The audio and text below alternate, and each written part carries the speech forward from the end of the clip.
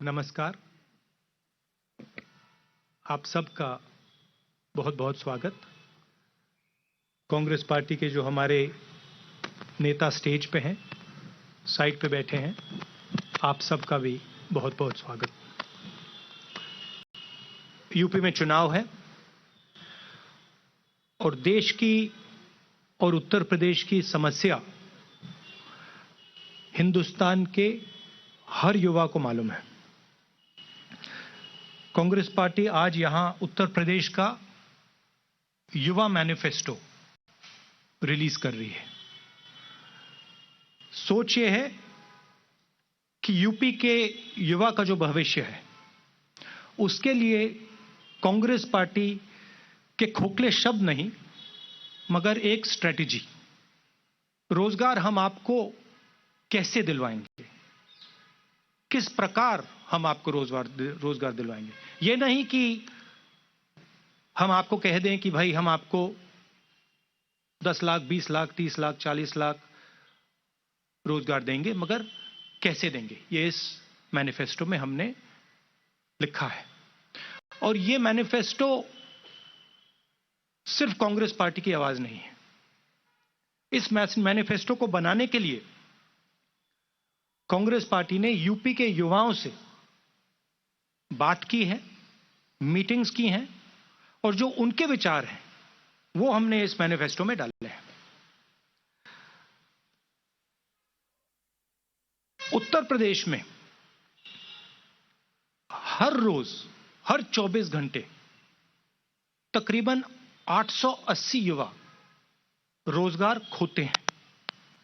BJP के पिछले 5 सालों में तकरीबन 16 लाख युवाओं ने रोजगार खोया है।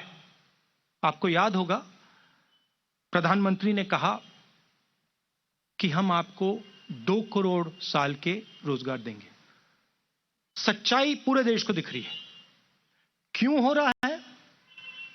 क्योंकि देश का पूरा धन 2-3 बड़े उद्योगपतियों के हाथ दिया जा रहा है। यूपी में चुनाव है और यूपी के युवाओं को एक नए विजन की जरूरत है और कांग्रेस पार्टी, सिर्फ कांग्रेस पार्टी उत्तर प्रदेश को यह विजन दे सकती है। हम नफरत नहीं फैलाते हैं, हम लोगों को जोड़ने का काम करते हैं और जो युवाओं में कॉन्फिडेंस है, जो युवाओं में शक्ति है, उस शक्ति के साथ हम एक नया उत्तर प्रदेश बनाना चाहते हैं। तो ये हमारा लक्ष्य है। मैं यूपी की टीम को, प्रियंका जी को, मोना जी को, लल्लू जी को और हमारे बाकी जो कार्यकर्ता हैं और जो नेता हैं उनको दिल से धन्यवाद करना चाहता हूं कि आप पूरे दम से लड़ाई लड़ रहे हैं, विचारधारा की लड़ाई लड़ रहे हैं और आप उत्तर प्रदेश के भविष्य की लड़ाई लड़ रहे हैं। धन्यवाद। बहुत बहुत शुक्रिया राहुल जी। मैं अनुरोध करूंगा प्रियंका जी से कि वो दृष्टि, वो सोच, वो रास्ता जो आपने गठित किया है उसकी चर्चा आपसे करेंगी। नमस्कार, आप सबका बहुत बहुत स्वागत। जैसे राहुल जी ने कहा, ये जो भर्ती विधान है इसको बनाने के लिए हमारे नेताओं ने, हमारे कार्यकर्ताओं ने उत्तर प्रदेश के जिले में युवाओं से बात की, उनसे समझने की कोशिश की कि आपकी सबसे बड़ी समस्याएं क्या हैं, आपके दुख क्या हैं, किस तरह से हम आपके लिए एक उज्जवल भविष्य बना सकते हैं। उन्हीं चर्चाओं में से निकला हुआ जो सार था, जो मुद्दे थे, वो इस भर्ती विधान में है। इसे भर्ती विधान इसलिए कहलाया गया क्योंकि सबसे बड़ी समस्या भर्ती की ही है उत्तर प्रदेश में। जहां जहां हम गए हैं, जिन नौजवानों से बात की है, उनकी पीड़ा बाहर आई है। वो दुखी हैं, त्रस्त हैं, क्वालिफाइड हैं, नौकरियां नहीं मिलती, बड़ी बड़ी घोषणाएं होती हैं, रोजगार नहीं दिए जाते। कोई कहता है 25 लाख नौकरियां दिलवाएंगे, कोई कहता है 20 लाख, लेकिन उनको कभी ये नहीं समझाया जाता कि ये कैसे होगा, किस तरह से ये रोजगार आपके लिए बनाए जाएंगे।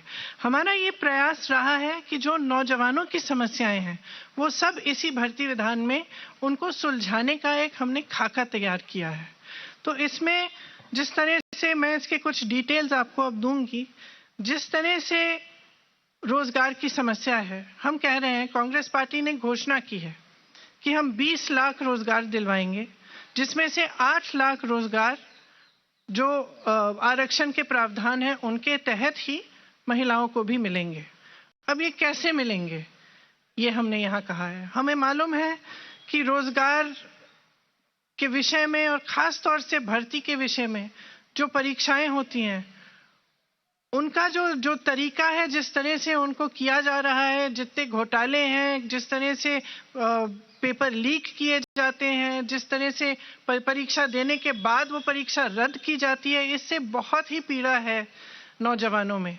इसीलिए एक पूरा सेक्शन इस भर्ती विधान में हमने डेडिकेट किया है, इसलिए कि किस तरह से ये परीक्षाएं जो हैं, इनमें जो समस्याएं आ रही हैं, जो घोटाले होने, इनको दूर हम किस तरह से, इसीलिए एक पूरा सेक्शन इस भर्ती विधान में हमने डेडिकेट किया है, इसलिए कि किस तरह से ये परीक्षाएं जो हैं, इनमें जो समस्याएं आ रही हैं, जो घोटाले होने, इनको दूर हम किस तरह से करेंगे। तो भरोसा जो टूट गया है नौजवानों का सरकार में और इस बात में कि उनको रोजगार मिलेगा, उसको हम किस तरह से अब दोबारा निभा पाए। इस विधान में भविष्य निर्माण के लिए कि अगर कोई युवा अपना बिजनेस शुरू करना चाहता है, छोटा मोटा काम करना चाहता है, उसका कोई हुनर है, उसको कैसे हम बढ़ावा दें, उसको कैसे हम मदद करें, उसका समर्थन कैसे करें, वो भी इसमें एक अलग सेक्शन में है। एक और सेक्शन है भागीदारी। आपको मालूम होगा कि कुछ सालों से उत्तर प्रदेश के विश्वविद्यालय में चुनाव नहीं होते और पूरी तरह से जो भागीदारी है युवाओं की, वो नहीं हो रही है। तो इन सब को बातों को एड्रेस करते हुए ये सेक्शन है। और एक आखिरी सेक्शन है जिसमें भलाई की बात की है, जिसमें हमने जो नौजवानों की स्वास्थ्य की समस्याएं हैं और जो रिक्रिएशन की समस्याएं हैं, उनको हमने एड्रेस किया है। इनके कुछ डिटेल मैं आपको देना चाह रही हूं। उत्तर प्रदेश में 7 करोड़ युवाओं की आकांक्षाओं का ये दस्तावेज है। इसमें हमने जैसे कहा कि 20 लाख सरकारी नौकरियां आरक्षण प्रावधानों का पालन करते हुए हम दिलवाएंगे। इसमें प्राथमिक विद्यालयों में 1.5 लाख शिक्षकों की भर्ती है, जो खाली हैं, पद खाली हैं, उनको भरा जाएगा। माध्यमिक में 38,000 शिक्षकों के पद खाली हैं, उनको भरा जाएगा। उच्च शिक्षा में 8,000 शिक्षकों के पद खाली हैं, इन्हें भरा जाएगा। डॉक्टरों के 6,000 पद खाली हैं, इनको भरा जाएगा। पुलिस विभाग में 1 लाख पद रिक्त हैं, इन्हें भी भरा जाएगा। 20,000 आंगनवाड़ी कार्यकर्ताओं को और 27,000 आंगनवाड़ी सहायिकाओं को भी यहाँ पे नियुक्त हो सकती हैं, इनके भी पद खाली हैं जो हम भरेंगे। संस्कृत विद्यालयों में 2,000 शिक्षकों की भर्ती कराई जाएगी। रुकी हुई जो भर्तियां हैं, 32,000 फिजिकल एजुकेशन की जो शिक्षक हैं उनकी भर्ती, 4,000 उर्दू के शिक्षक, 12,460 शिक्षक भर्ती जो पूरी नहीं की गई हैं, इन्हें पूरा किया जाएगा। इसके साथ साथ जो 1 प्रोडक्ट 1 डिस्ट्रिक्ट की पॉलिसी है, उसको रिलैक्स करके जहां जहां हुनर है, जहां जहां 100 से ज्यादा एक ही इंडस्ट्री की यूनिट्स हैं, वहां पे उसे एक क्लस्टर डिक्लेयर किया जाएगा, जिसमें पूरी सुविधाएं और जितने भी साधन संसाधन हैं वो दिए जाएंगे ताकि उनका बढ़ावा हो। इसमें खास तौर से हम युवाओं पे फोकस करेंगे। भर्ती प्रक्रिया में जो भरोसा टूटा है नौजवानों का, उसको एक बार फिर जागरूक करने के लिए जो प्रतियोगी परीक्षाएं हैं, उनके फॉर्म भरने की जो फीस है वो कहीं भी नहीं लगेंगे, तो फीस पूरी तरह से माफ होंगी। परीक्षा देने के लिए जब बस ट्रेन से यात्रा करनी पड़ेगी वो भी मुफ्त होगी। एक जॉब कैलेंडर बनाया जाएगा, ये बहुत महत्वपूर्ण चीज है, क्योंकि जो जैसे मैंने कहा एक बहुत बड़ी समस्या है कि जब परीक्षाएं देते हैं तो साल भर के लिए रिजल्ट नहीं आता, उसका कट ऑफ चेंज हो जाता है परीक्षा देने के बाद, या फिर पेपर लीक होता है तो पूरी परीक्षा ही रद्द कर दी जाती है। तो इन समस्याओं को सुलझाने के लिए एक जॉब कैलेंडर बनाया जाएगा, जिसमें परीक्षा की तारीख, इंटरव्यू की तारीख, रिजल्ट की तारीख, नियुक्ति की तारीख पहले से दर्ज की जाएगी। इसका कड़ाई से पालन करवाएंगे और इसके उल्लंघन पर जुर्माना किया जाएगा। पेपर लीक को रोका जाएगा, क्यों किस तरह से सरकारी जगहों पर पेपर की छपाई होगी, लीक की स्थिति में कड़ी सजा होगी। तो इसके अलावा भी बहुत ऐसे हमने मुद्दे इस विधान में लिखवाए हैं और हम उनको पूरा करेंगे। जिस तरह से आज जो पेपरों में इतना घोटाला हो रहा है परीक्षाओं में, इसको बंद करने के लिए हम पूरी तरह से अपना प्रयास करेंगे। जो आरक्षण का घोटाला है, जो 69,000 शिक्षक भर्ती का है, उस तरह के घोटालों को रोकने के लिए, आरक्षण को सही से लागू कराने के लिए हर भर्ती के लिए सामाजिक न्याय पर्यवेक्षक और नियमों की अनदेखी पर कड़ी सजा होगी। भविष्य के निर्माण के लिए अच्छी शिक्षा बहुत ही जरूरी होती है। आपको शायद मालूम होगा कि उत्तर प्रदेश सरकार ने शिक्षा की जो बजट है वो कम की है। हम चाहते हैं कि उसको बढ़ाया जाए और अगर हमारी सरकार आएगी तो उसे बढ़ाया जाएगा। ये अच्छे रोजगार के लिए, एक मजबूत भविष्य के लिए एक पहली सीढ़ी है। इसीलिए जो विश्वविद्यालय हैं और कॉलेज हैं, उन सब में libraries, free wifi, lab, hostel, mess, इन सब सुविधाओं को अपग्रेड किया जाएगा। विश्वविद्यालयों और कॉलेज में रोजगार से सीधी जुड़ी प्लेसमेंट सेल होगी, जो एडवांस में होगी। इसी तरह से जब हमने भागीदारी की बात की, तो लोकतंत्र की बहाली और एक इंक्लूसिव प्रक्रिया कराने के लिए सभी कॉलेज और विश्वविद्यालय में छात्रावास चुनाव की बहाली होगी। दलित, ओबीसी, आदिवासी और ईडब्ल्यूएस के लिए प्री और पोस्ट मैट्रिक स्कॉलरशिप समय पर मिले, इसके लिए हमारा पूरा प्रयास होगा। उनका दायरा भी बढ़ाया जाएगा और राशि भी बढ़ाई जाने की हम पूरा प्रयास करेंगे। इस सुविधा के लिए एक सिंगल विंडो स्कॉलरशिप पोर्टल खोला जाएगा, जिसके तहत अप्लाई करना भी आसान होगा और स्कॉलरशिप की में ट्रांसपेरेंसी भी आएगी। सफाई कर्मियों के परिवार के युवाओं को प्रशिक्षण के लिए और रोजगार के लिए नए अवसर निकाले जाएंगे।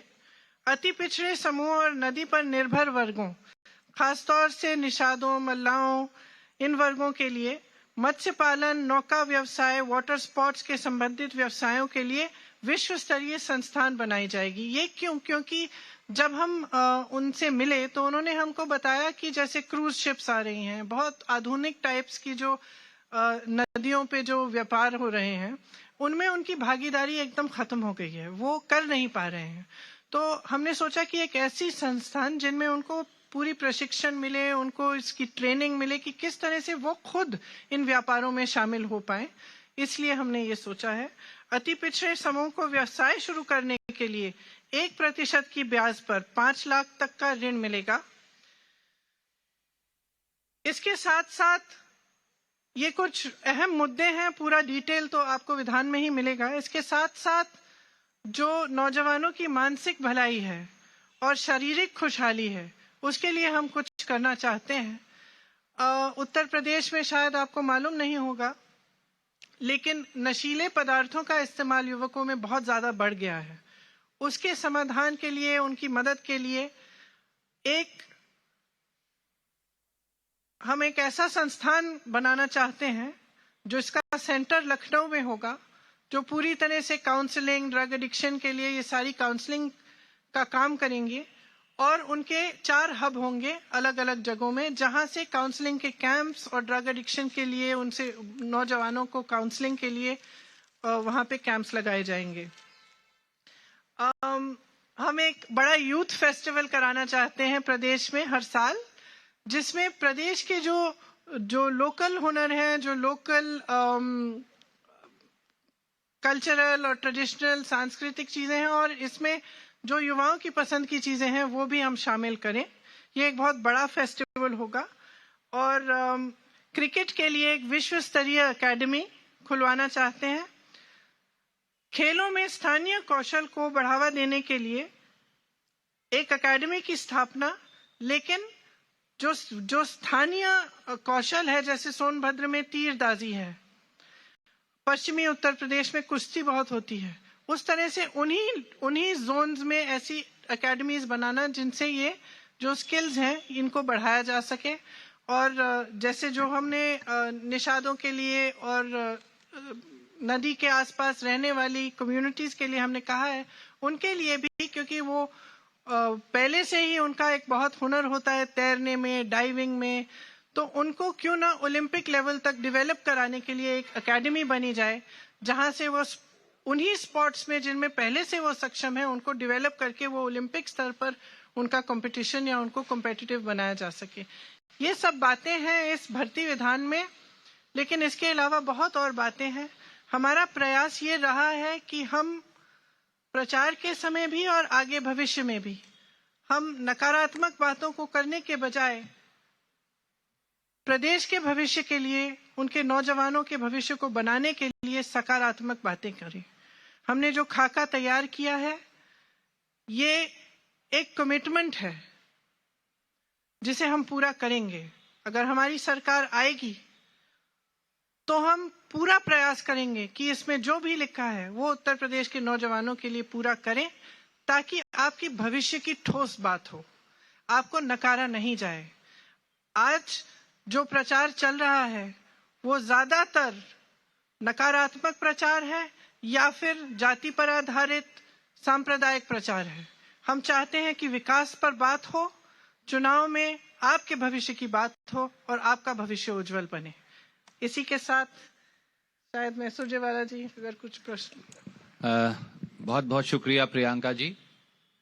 एक नए रास्ते की शुरुआत उत्तर प्रदेश में कांग्रेस पार्टी कर रही है, जो पूरे देश को रास्ता दिखाएगी। अब हम आपके प्रश्न लेंगे। Can we begin with PTI, mister Sanjeev.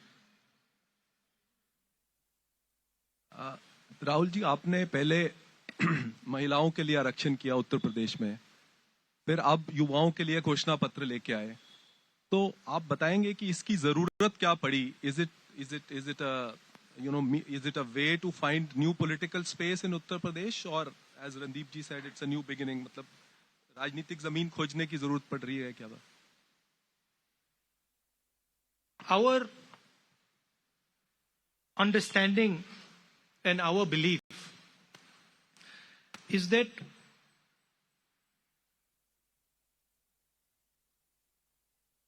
India requires a new vision. The vision that was proposed by the BJP in 2014 has completely failed. It's a disaster. And it is turning our demographic dividend into a demographic disaster. So India requires a new vision going forward. And this is something that most youngsters would accept. Even people in the BJP, if you ask them, they will also say that something has gone very wrong. The vision that was committed has failed. Now, if you look at India and you want to propose a new vision to India, you have to start in Uttar Pradesh. Every state is important, but Uttar Pradesh occupies a weight that no other state occupies. So we are proposing a new way of doing things, a new imagination for Uttar Pradesh. Youngsters in Uttar Pradesh understand very well that the last 20-25 years have not really got them anything. Uttar Pradesh, which used to lead the country in jobs, in fact, if you think about it, Uttar Pradesh was the center of the resistance to the British. Uttar Pradesh was where the constitution, where these very far-reaching ideas came from. And so it is a step towards providing a vision for the country, and we understand that this has to begin in Uttar Pradesh. Hindi में बोल दूं? देखिए, हिंदुस्तान को जो नरेंद्र मोदी ने vision दिया था 2014 में, वो विजन फेल हो गया है. जो हिंदुस्तान की सबसे बड़ी स्ट्रेंथ है, हमारे युवा, जिसको डेमोग्राफिक डिविडेंड कहते हैं. पूरी दुनिया में लोग कहते हैं कि देखिए हिंदुस्तान के पास डेमोग्राफिक डिविडेंड है. उसको नरेंद्र मोदी जी, बीजेपी ने डेमोग्राफिक डिजास्टर में कन्वर्ट कर दिया है. हिंदुस्तान को एक नए दृष्टिकोण की, एक नई विजन की जरूरत है. हिंदुस्तान को विजन कांग्रेस पार्टी ही दे सकती है. छोटी छोटी पार्टियां नहीं दे सकती. और बीजेपी का जो विजन है वो देश का विजन नहीं है. वो पूरे देश को दिख रहा है. अगर आप कहें कि भाई हम आपको विजन देना चाहते हैं और फिर आपने 40 साल में सबसे ज्यादा बेरोजगारी पैदा कर दी, तो देश का विजन नहीं हो सकता है. तो हम इस बात को एक्सेप्ट करते हैं कि हिंदुस्तान को एक नए दृष्टिकोण, एक नए विजन की जरूरत है, और शुरुआत उत्तर प्रदेश से होती है. और अगर उत्तर प्रदेश को एक नया विजन नहीं दिया गया, तो हिंदुस्तान को एक नया विजन नहीं दिया जा सकता है. इसीलिए हमने पूरी कोशिश की है कि हम उत्तर प्रदेश के युवाओं को एक नया रास्ता, एक नई स्ट्रैटेजी दें. ये हमारा लक्ष्य. धन्यवाद. Thank you, sir. Can we go to ANI, Mr. Siddharth?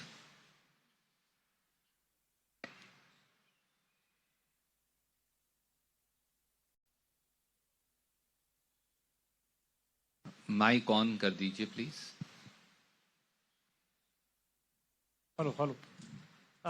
नमस्कार मैम, मेरा सवाल आपसे ये है कि आपने रोजगार के वादे की बहुत सारी भरमार यहाँ रखी है, रिसर्च आपने बहुत करी, लेकिन अगर नीति आयोग की रिपोर्ट के ऊपर जाएं तो उत्तर प्रदेश गरीब राज्यों में तीसरे नंबर पर आता है. और प्रायोरिटीज उत्तर प्रदेश के अंदर और भी बहुत हैं, किसानों की है और सब बात है. तो कैसे आप लोग पैसा इकट्ठा कर पाएंगे, कैसे इस चीज को मीट कर पाएंगे? देखिए, आपने कहा कि हमने बहुत रिसर्च किया है, और 20 लाख में से, जब हम 20 लाख नौकरियां कह रहे हैं, 20 लाख में से 12 लाख नौकरियों के लिए सरकार के लिए पद हैं और पैसे भी हैं. उन्होंने वो पद खाली रखे हुए हैं. उसमें से जो 8 लाख नौकरियां हैं वो हम स्किल पे बेस्ड और एंटरप्रेन्योरियल तरह से, किस तरह से हम बढ़ावा देके वो रोजगार क्रिएट करेंगे, उसका भी पूरा रिसर्च है और हमने पूरी तरह से उसमें ये स्पेल आउट किया है. तो हम कोई खोखला, यहाँ पे कोई भी खोखला वादा नहीं कर रहे हैं. इसके लिए सरकार के पास खूब पैसा है. सरकार की जब नीति सही होती है, तो जो सरकार के पास सुविधाएं हैं और जो सरकार के पास साधन हैं, वो सही चीज के लिए इस्तेमाल किए जाते हैं. आज उत्तर प्रदेश में असलियत ये है कि अगर आप विज्ञापन देखेंगे और आप देखेंगे कि योगी जी अपना विज्ञापन कितना करते हैं, चाहे दिल्ली में चाहे उत्तर प्रदेश में, शायद ही उसकी जो बजट है कुछ और चीजों से ज्यादा है जिसमें हमारा ध्यान होना चाहिए. जैसे अगर हम सेहत को लें, हम शिक्षा को लें, इनमें कम क्यों किया गया है बजट? क्योंकि आपका ध्यान कहीं और है और आप उस वजह से आपके पास सुविधाएं नहीं है, आपके पास, आप कहते हैं कि पैसा नहीं है, साधन नहीं है कंप्लीट करने का. एक्चुअली सच्चाई है कि है, आप करना नहीं चाहते। तो हम कांग्रेस पार्टी में ये कह रहे हैं कि हम करना चाहते हैं, हमारी सरकार आएगी तो सही चीजों पे फोकस होगा, और जो सरकार के पास फंड्स हैं, जो सरकार के पास साधन है, वो पूरी तरह से रोजगार देने में, किसानों की मदद में, लोगों की शिक्षा में, सेहत में लगाई जाएंगी। Thank you, ma'am. Can we go to the third agency, Anjali from UNI?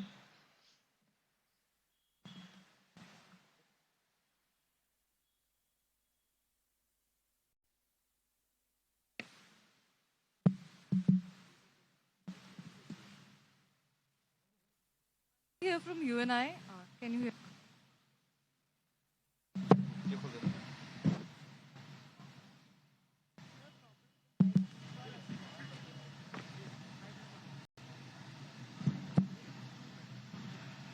Hello.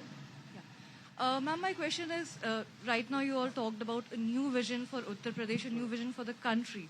The kind of situation that is arising in the polls, everyone is looking at Uttar Pradesh with very keen interest what is going to happen, because somewhere everyone is expecting it will also show us what will happen in the next Lok Sabha elections. So my question here is to give this new vision, to bring this new vision, as Mr. Rahul Gandhi just said, that smaller parties cannot bring this vision. Congress has to be there. So in case after the polls there's a hung assembly in Uttar Pradesh or whatever. Can you speak a little louder? Yeah. Sorry, because of the traffic, the noise. Yeah. My question is that in a post-poll scenario, would you look at tying up with other opposition parties if there's an opportunity, so that this vision that you're talking about can be brought into reality? If such circumstances arise, and in the event that they do, we would be open to considering that. I would say that if such a situation arises, then we would certainly want our agenda for the youth and for women to be fulfilled if we were going to be part of any such dispensation.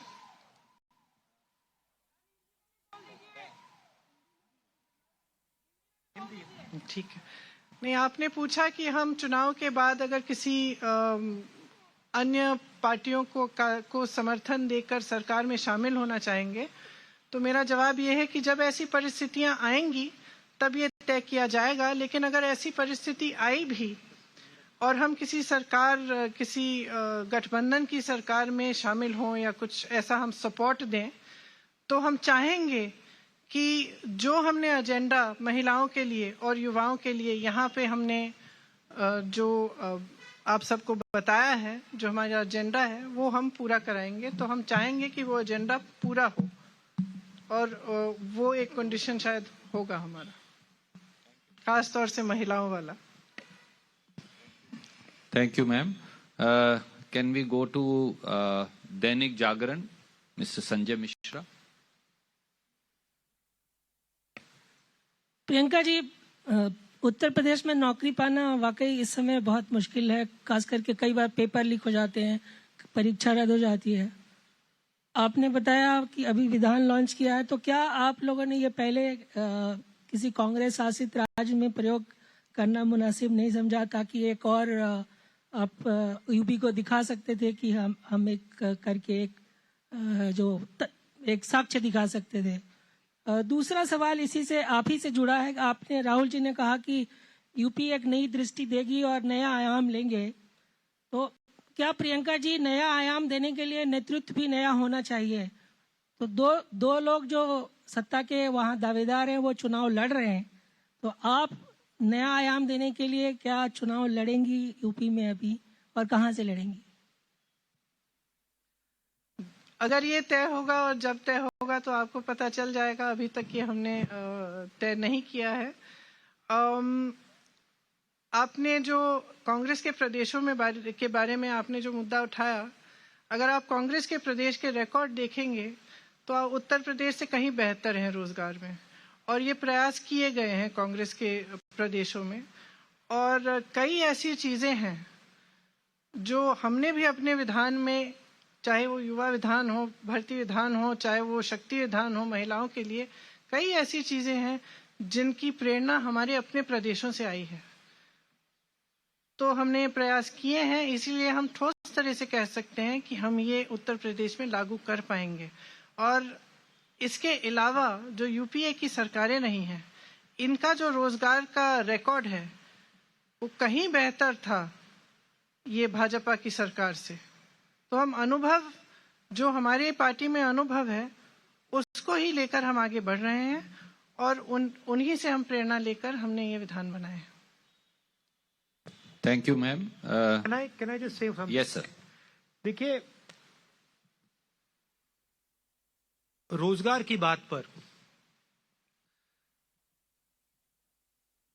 रोजगार कहां से पैदा होता है, कैसे बनता है? दो एरियाज होते हैं।